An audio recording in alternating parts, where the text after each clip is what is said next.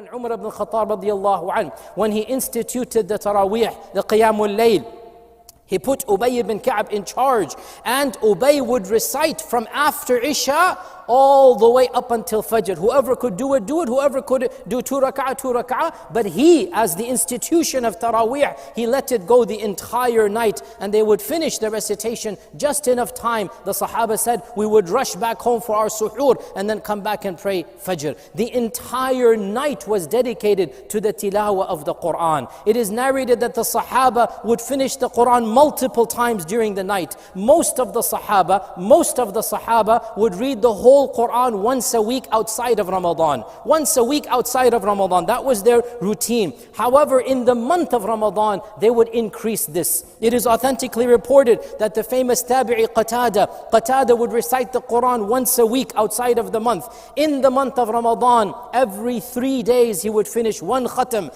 and then in the last 10 nights, he would recite 1 Quran every single night. So every 3 days for the first 20, then the last 10, he would dedicate the whole day and night. And obviously, brothers and sisters, we cannot do that. That's something beyond ours. But it's good to know that that's what they used to do. Even if it's too high for us to do, still the reality of the relationship of the Sahaba and Tabi'un with the Quran in this month of Ramadan is something that we should all be aware of. It is narrated that one of the students of Shafi'i said that I counted the number of times Imam al-Shafi'i recited the Quran, and it was over 60 times in the month of Ramadan. He did 60 khatams in the month of Ramadan. Now obviously this is something, again, beyond what we can do, but still it is a reality of how they would recite the Quran. Dear brothers and sisters, the month of Ramadan is the month of the Quran. It is primarily associated with the book of Allah subhanahu wa ta'ala. Allah chose this month to reveal the Quran, and Allah associated this month with the book of the Quran. Therefore, as we come to this month,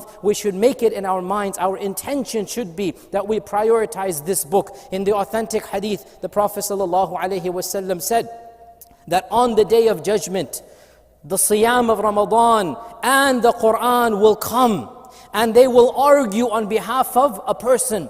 The siyam will say, oh Allah, I made him tired at night, so forgive him. And the Quran will say, oh Allah, I made him tired at night, so forgive him. So Allah will forgive the person.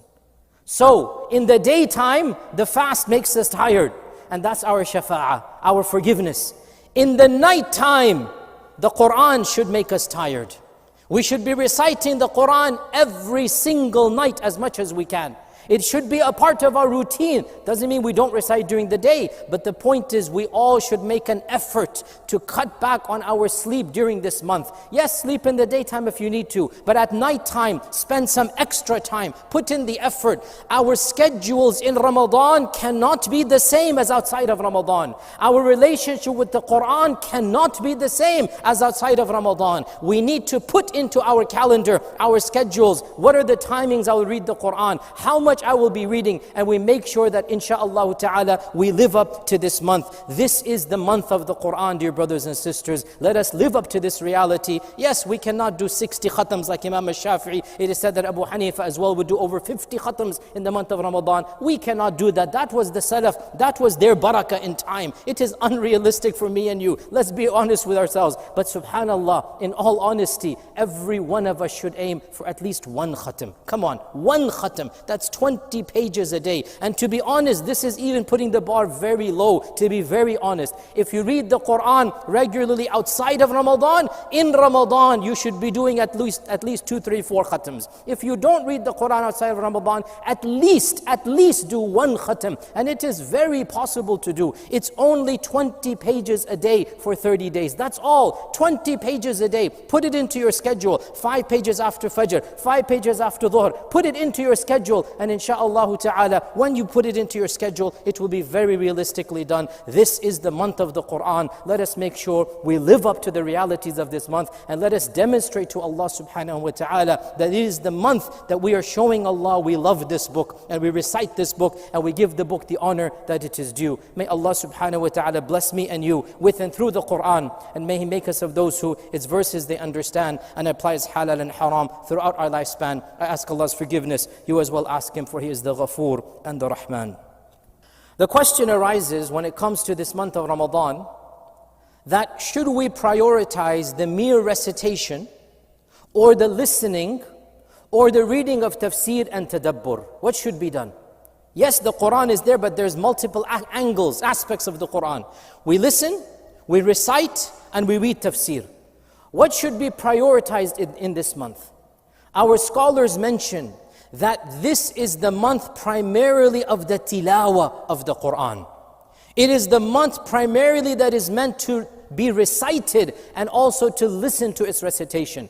As for the tadabbur, as for the contemplation, indeed that is a very noble goal and it should be done as well. But this is the month primarily we dedicate to the actual recitation of the Quran. Why? Because the Quran cleanses the heart. The Quran softens the heart. The Quran is what purifies the inner soul, and fasting purifies the outer body. So fasting and the Quran put together is what makes Ramadan Ramadan. The purpose of Ramadan is what? لعلكم تتقون يا أيها الذين آمنوا كتب عليكم الصيام كما كتب على الذين من قبلكم لعلكم تتقون. The purpose of Ramadan is taqwa. How is taqwa achieved? By fasting and by reading the Quran. Fasting allows the body to attain taqwa. Fasting controls the body. Fasting makes us, our courage, our iman, our tawakkul increases. And then reciting the Quran cleanses the inner soul.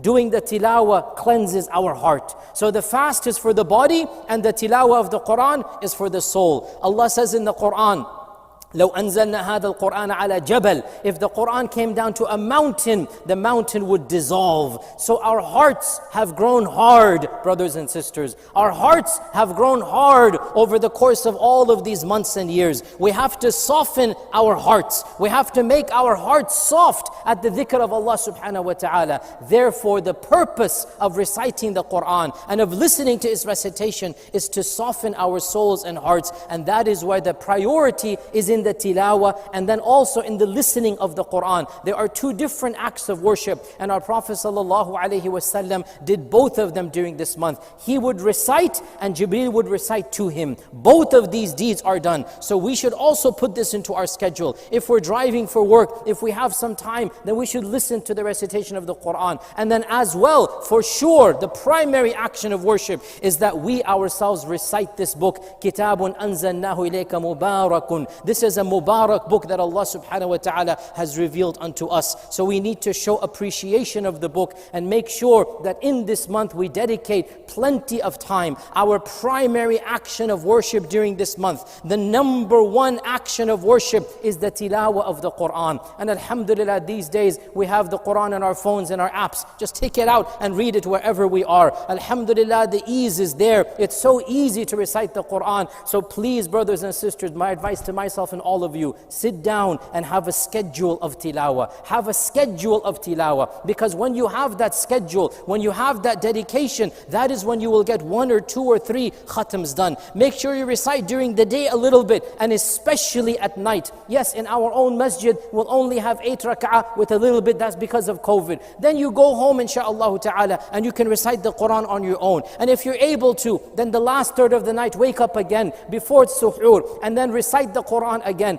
The Taraweeh prayers is nafil prayer, as you know, and you're allowed to hold the Quran in that nafil prayer. It's not a problem. If you read at home, you can open the mushaf and recite in the salah while holding on to the mushaf or while holding on to your phone. It's not a problem. It is authentically narrated that the Sahaba and Tabi'un would do this if they hadn't memorized the Quran. So recite the Quran morning and evening and make sure, insha'Allah ta'ala, we have given justice to it. Why? Because on the Day of Judgment, we want siyam, and we want the Quran to come and beg Allah to forgive us. We want the Quran to say, oh my Lord, I caused him to be tired at night, so forgive him. And we want the Siyam to say, oh my Lord, I caused him to be tired during the day, so forgive him. This is the month of maghfirah, the month of rahmah. If we turn to Allah and recite this book, then insha'Allah ta'ala, we will attain that maghfirah and rahmah.